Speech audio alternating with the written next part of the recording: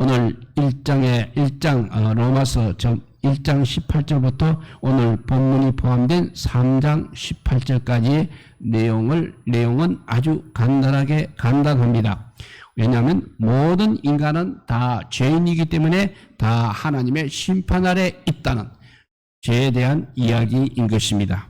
그래서 우리가 죄가 있으니까 당연히 심판을 받고 지옥에 가야 한다는 말이 되겠습니다.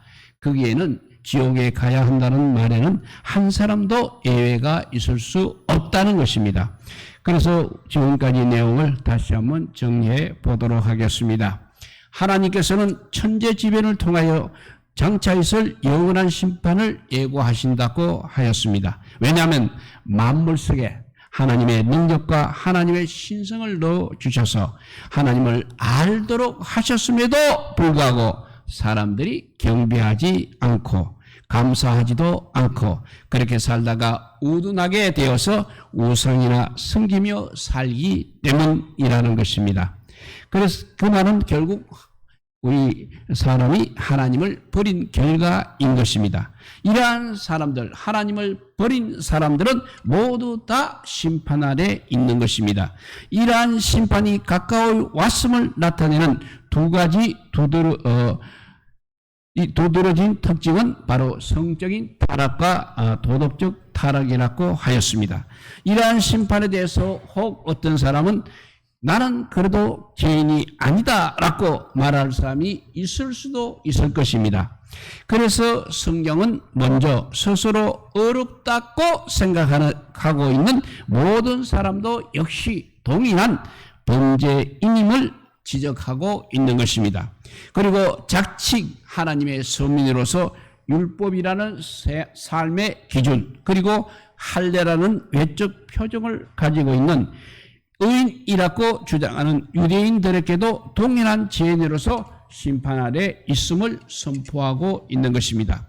그래서 모든 인간은 다 죄인이고 다 심판 아래 있다고 그렇게 말씀하고 있는 것입니다. 성경은 죄에 가난한 모든 사람을 이렇게 막다른 골목으로 몰아넣고 있는 것입니다. 스스로 어렵다고 생각하는 모든 사람의 생각의 퇴로를 이렇게 차단하면서 막다른 골목으로 사정없이 몰아가고 있는 것입니다. 지난 본문까지 바울은 모든 사람들을 죄인으로 몰고 마침내는 유대인들조차도 똑같은 죄인이라고 그렇게 몰아붙였습니다. 그러니까 생쥐를 막다른 골목으로 몰게 되면 거꾸로 고양이를 문다는 말이 있습니다. 이 말은 사실인 것 같습니다. 오늘 본문 1절에서 8절까지를 보면 유대인들이 대단히 반발하고 있는 논리가 나오고 있습니다. 유대인들은 하나님의 선민으로서 자긍심이 있었습니다. 그 명백한 증거가 첫째는 율법이었고 두 번째는 할례였습니다. 그러나 이 율법과 할례도 소용없다고 말하자 거칠게 반발을 하는 것입니다. 바울의 논리 자체를 물고 늘어지는 것입니다. 물론 실제로 유대인들이 바울과 이런 내용을 가지고 논쟁을 벌이고 있는 것은 아닙니다. 바울 스스로가 생각을 해서 유대인들이 할 수 있는 마지막 논거를 열거하며 마지막 변론을 이렇게 하고 있는 것입니다. 왜냐하면 한 사람에게도 퇴로를 열어주어서는 안 되기 때문에 그렇습니다. 그래서 세 가지 반론을 제기하고 있는데 첫 번째 반론이 무엇이냐면 그러면 유대인에게는 이익이 전혀 없다는 말이냐는 반론입니다. 첫 번째 이 반론에 대한 성령의 답변이 오늘 본문 말씀 1절과 2절이 되겠습니다. 그런즉 유대인의 나음이 무엇이며 할례의 유익이 무엇이냐 범사에 말하니 우선 그들이 하나님의 말씀을 맡았음이니라 했습니다. 유대인들의 이 말의 논지는 대략 이렇습니다. 하나님께서는 세상의 수많은 백성들 중에서 유대인들을 특별히 선택하셨습니다. 천지 만물을 지으시고 오늘도 이끄시는 하나님이 이스라엘을 선택하셔서 역사적인 수많은 증거들을 통해서 하나님이 이스라엘의 여호와임을 보여주셨습니다. 그리고 사람들이 마땅히 알고 지켜야 할 도리인 율법을 친필로 써서 유대인들에게 주셨습니다. 그래서 이스라엘만 인간의 도리가 주어졌던 것입니다. 이것이 선택받은 이스라엘의 특권이었습니다. 그래서 이스라엘은 이 율법을 삶의 원리로 받아들여서 정말 귀하게 받아들였습니다. 또 두 번째는 하나님은 이스라엘에게 할례를 행하도록 하셨습니다. 그래서 선민의 증거로 삼아 주셨습니다. 그래서 유대인들은 비록 자신이 좀 모자라더라도 하나님께서 반드시 자신들만은, 유대인들만은 구원할 것이라고 믿었던 것입니다. 그런데 바울이 유대인이 이방인들과 다를 게 없다고 말하고 있는 것입니다.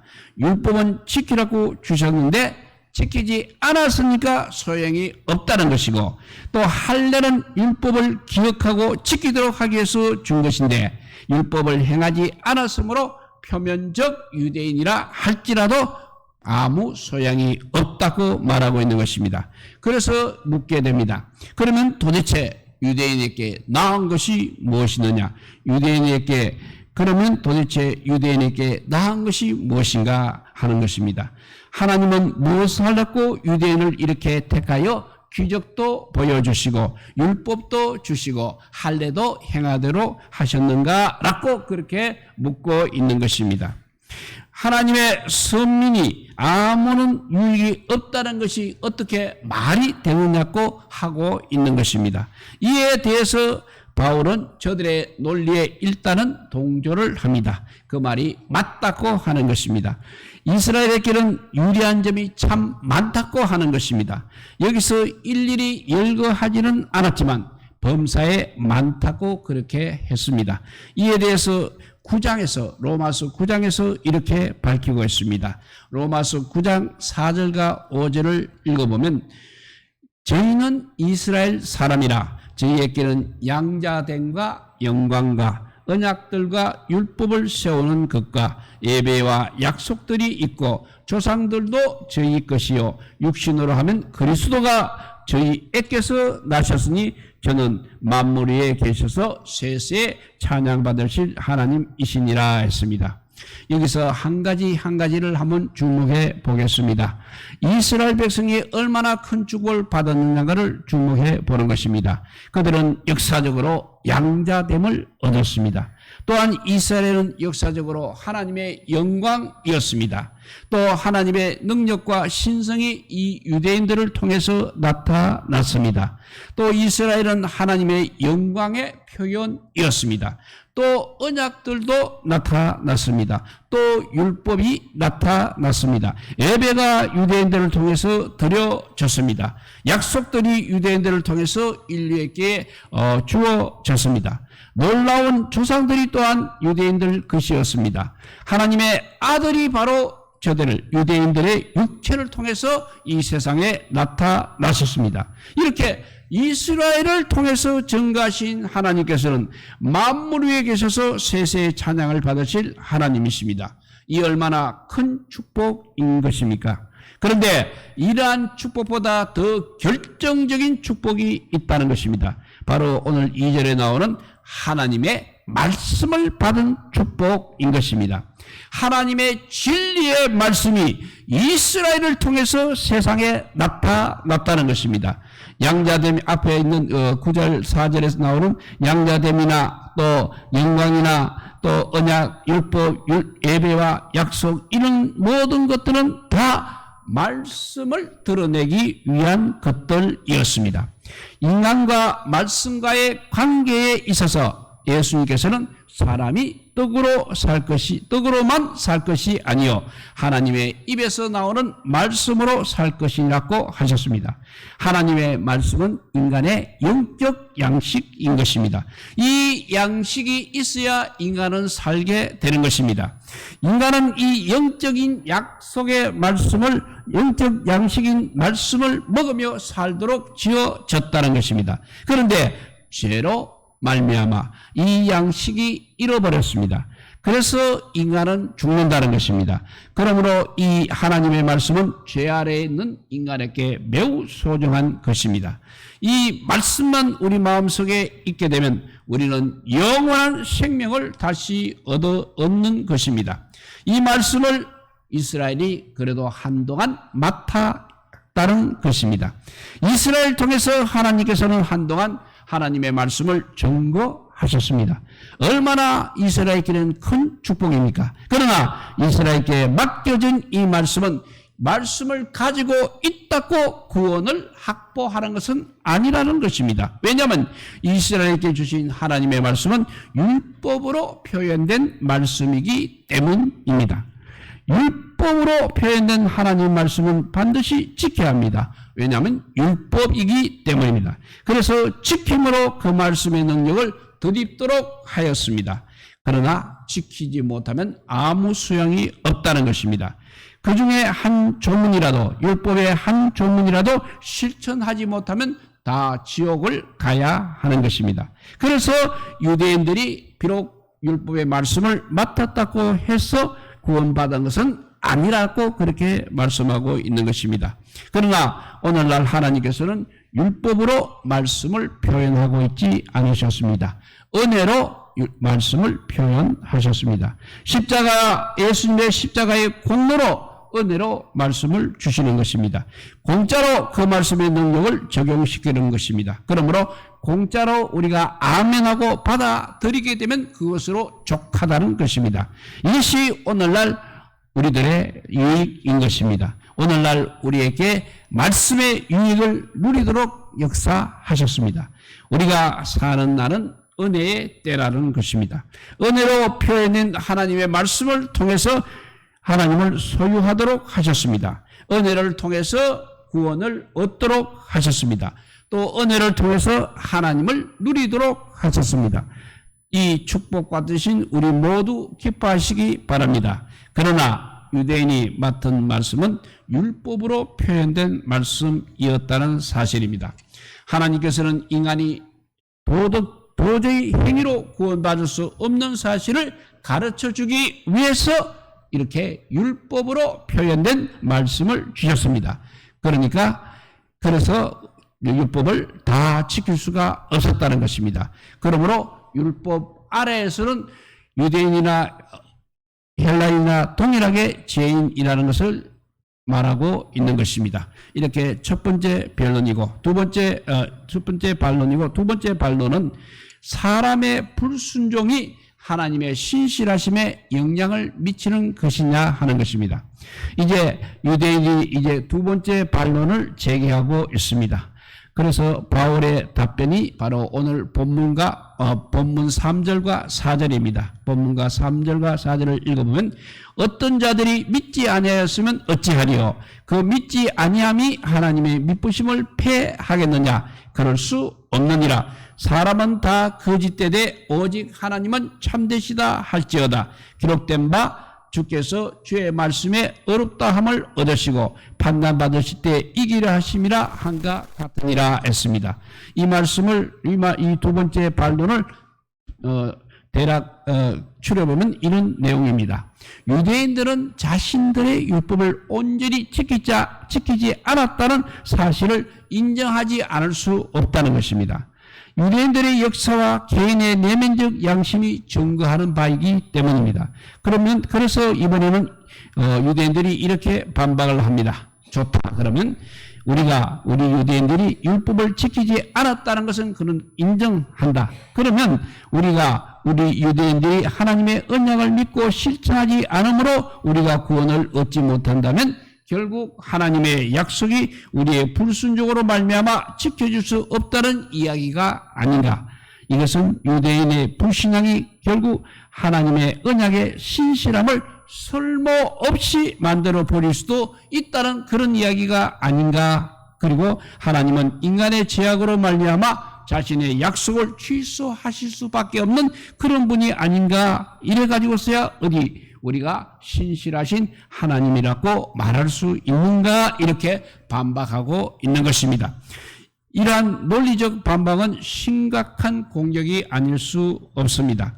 이에 대해서 바울은 단호하게 그렇지 않다고 말하고 있는 것입니다. 모든 사람이 다 거짓되어서 하나님의 신실한 약속이 전혀 지켜줄 수 없는 그런 상황이 생긴다 하더라도 하나님의 약속의 신실하심은 절대 폐지되지 않는다는 것입니다.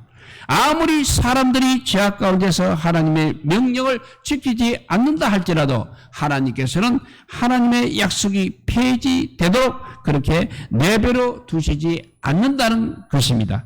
하나님의 약속은 어떠한 사단과 인간의 방해가 있다 하더라도 1.1획도 손상받지 않는다는 것입니다.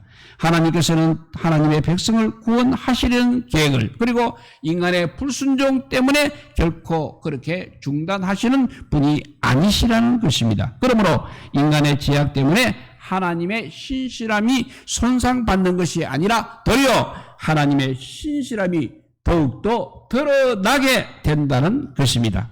그래서 그 결과가 4절 하반절에 나오는 주의 말씀에 어렵다 함을 얻으시고 판단하실 때 모든 사람에게 이기려 하심이라 한가 같으니라고 말하고 있는 것입니다.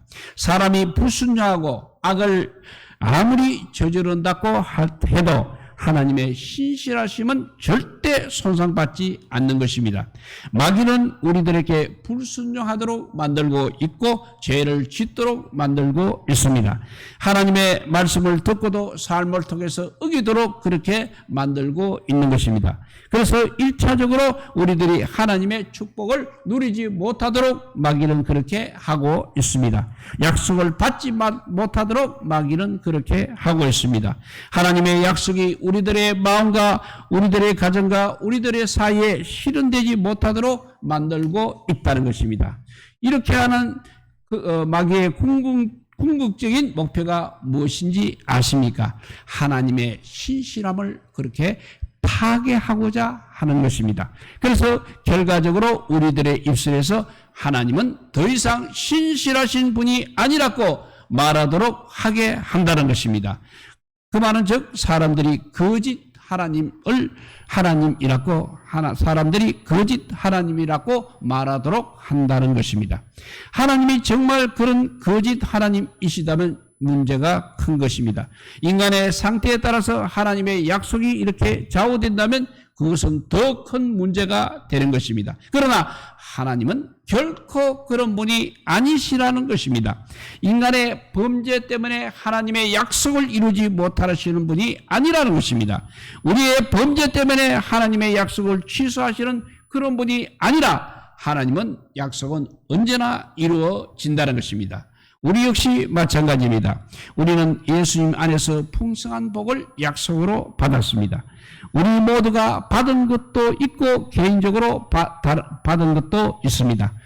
이 모든 것이 우리가 잘못 쓰면 취소되는 것은 아니라는 것입니다. 그런데 하나님의 약속의 유업을 받을 자로 만드는 것입니다. 이것을 우리가 확신해야 하는 것입니다. 하나님의 신실하심은 우리의 죄악됨으로 인해서 절대 취소되는 것이 아니라는 것입니다. 오히려 주의 신실하심이 우리의 죄악으로 오히려 더 빛난다는 것입니다. 우리의 죄악에도 불구하고 하나님의 약속을 이루시기 때문에 더욱더 빛이 나는 것입니다. 4절 하반절의 말씀대로 결국 우리 하나님이 이기신다는 것입니다.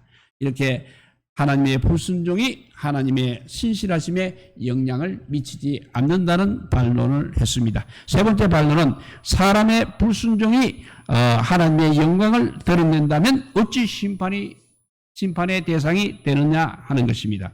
세 번째 반론과 답변은 5절에서 8절까지 설명하고 있습니다. 5절에서 8절을 다시 한번 읽어보면 그러나 우리 불의가 하나님의 의를 드러내게 하면 무슨 말 하리요? 내가 사람의 말하는 대로 말하느니 진노를 내리시는 하나님이 불의하시냐? 결코 그렇지 아니하니라. 만일 그러하면 하나님께서 어찌 세상을 심판하시리요? 그러나 나의 거짓말로 하나님의 참되심이 더 풍성하여 그의 영광이 되었다면 어찌 내가 죄인처럼 심판을 받으리요. 또는 그러면 선을 이루기 위하여 악을 행하자 하지 않겠느냐. 어떤 이들이 이렇게 비방하여 우리가 이런 말을 한다고 하니 그들은 정죄받는 것이 마땅하니라 했습니다. 이 반론의 내용은 대략 이런 뜻입니다. 앞에서 바울은 사람이 불순종해도 하나님의 신실함은 폐하지지 않는다 했고, 오히려 더욱 하나님의 신실하심이 더욱 빛난다고 하였습니다. 그러자 이번에는 이제 이렇게 반론을 펴는 것입니다. 사람의 불순종으로 말미암아 하나님의 신실함이 더 빛난다면 결과적으로 우리의 죄가 바로 하나님의 의를 더 잘 드러내는 역할을 하고 있지 않느냐 하는 것입니다. 우리의 죄악이 하나님의 의를 더 드러내고 있다는 하나님의 영광을 드러내기 위해서 우리가 더 거짓말을 많이 해야 하지 않는가 하는, 그렇게 반문하고 있는 것입니다. 이런 논리를 우리는 궤변이라고 하는 것입니다. 그래서 바울은 이 논리에 대해서 길게 논박할 필요를 느끼지 않고 저희가 정죄함을 받는 것이 옳으니라고만 말하고 있습니다. 가끔 이러한 투의 논리를 전개하는 사람들이 많이 있습니다. 똑같은 성경을 보면서 참 특이한 생각을 하는 엉뚱한 사람들이 있다는 것입니다. 어떤 사람은 아담과 하와가 참 좋은 일을 많이 했다는 것입니다. 왜 이런 논리가 나오는지 아십니까? 아담과 하와가 하나님의 말씀을 어기고 선악과를 따 먹었기 때문에 하나님께서 독생자를 통해서 사람을 구원하시는 일을 행하셨고, 또 그 일을 통해서 하나님의 사랑이 극적으로 나타나게 되었다는 것입니다. 그래서 아담과 하와가 선악과를 따먹은 것은 하나님의 사랑이 나타나는데 결정적인 역할을 했다는 것입니다. 그래서 아담과 하와에게 상을 주어야 한다는 것입니다. 논리적으로는 맞는 것 같지만 그것이 바로 궤변이라는 것입니다. 이제 세 가지 반론을 통해서 결론을 내립니다. 결론은 결국 모든 인간은 죄인이고 모든 인간은 다 죄인이고 다 심판 아래 있다는 것이 결론입니다. 이제 지금까지 결론은 이제 9절에서 17절 말씀까지입니다. 결론의 말씀입니다. 9절에서 11절을 읽어보면 그러면 어떠하냐? 우리는 나나 결코 아니니라. 유대인이나 헬라인이나 다 죄 아래 있다고 우리가 이미 선언하였느니라. 기록된 바 의인은 없나니 하나도 없으며 깨닫는 자도 없고 하나님을 찾는 자도 없고 다 치우쳐 함께 무익하게 되고 선을 행하는 자는 없나니 하나도 없도다 했습니다. 이것이 바로 1장 18절부터 주장해온 바울의 결론인 것입니다. 결국 결론은 모든 사람이 다 죄 아래 있다는 것입니다. 의인은 하나도 없다는 것입니다. 깨닫는 자도 없고 다 치우쳐서 무익하게 되고 선을 행하는 자도 없다는 것입니다. 다 50보 100보일 뿐이지 죄 없는 사람은 하나도 없다는 것입니다. 아무리 열심히 노력하고 훈련해도 죄인의 삶을 살 수밖에 없는 인생들의 실상에 대해서 13절부터 18절까지 나와 있습니다. 13절에서 18절을 읽으면 그들의 목구멍은 열린 무덤이요 그 혀로는 속임을 일삼으며 그 입에는 독사의 독이 있고 그 입에는 저주와 악독이 가득하고 그 발은 피 흘리는데 빠른지라. 파멸과 고생이 그 길에서 평강의 길을 알지 못하였고 그들의 눈앞에 하나님을 두려워함이 없느니라 한가 같으니라 했습니다. 사람이 다 이 정도이라는 것입니다. 스스로 마치 성인 군자나 되는 것처럼 교만을 떨고 있지만 하나님 눈에는 다 이렇게 보인다는 것입니다. 심판받고 지옥에 가서 영벌에 떨어져야 할 우리의 모습인 것입니다. 다 이렇습니다. 그러므로 구원받은 우리들은 하나님께 진심으로 감사해야 되겠습니다. 이런 우리들입니다. 이런 우리들을 하나님께서 다 용서해 주셨다는 것입니다. 이런 우리들을 향해서 언약하신 하나님의 약속을 지키기 위해서 아들을 십자가에 내어 주셨다는 것입니다. 이런 우리들을 지금도 약속을 이루시기 위해서 만지고 계십니다. 또 그렇기 때문에 우리는 겸손하고 겸손해야 하는 것입니다. 우리의 영적 실존이 얼마나 더러운지 우리는 항상 생각하셔야 하는 것입니다.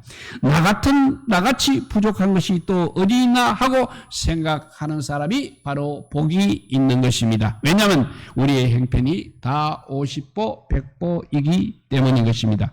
이 사람들은 이런 점이 형편없고 저 사람은 저런 점이 형편없는 것입니다. 그러므로 자기 중심적으로 생각하지 마시기 바랍니다.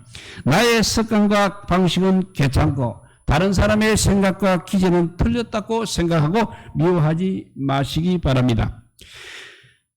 다른 사람이 보면 나도 역시 결정투성의 한 죄인의 모습에 불과한 것입니다. 그러므로 나 된 것이 은혜임을 기억하며 겸손해야 하는 것입니다. 우리 모두가 나 같은 것 용서하시고 구원하셨으니 감사합니다 라는 감사가 넘치시기를 우리 주님의 이름으로 축복드립니다. 기도하겠습니다. 사랑의 하나님 감사합니다. 결국 우리가 아무리 몸부림쳐도 아버지요 우리가 주의 말씀대로 순종하지 못하고 주의 말씀에 아버지대로 아버지요 살지 못하기 때문에 결국 다 죄인이고 다 아버지요 죄 아래 있고 죄 아래 있으니까 심판을 받을 수밖에 없고 심판을 받았으니까 우리가 지옥에 갈 수밖에 없습니다. 그럼에도 불구하고 하나님께서 신실하셔서 우리를 아버지요 죄 가운데서 구원하시기 위해서 예수 그리스도를 우리에게 보내주신 그 은혜로 우리가 아버지요 구원받았음을 감사하며 예배하며 찬양하며 살아가는 우리 모두가 되게 하여 주시기를 간절히 빌고 원하오며 우리 구주 예수 그리스도 이름으로 기도드리옵나이다. 아멘.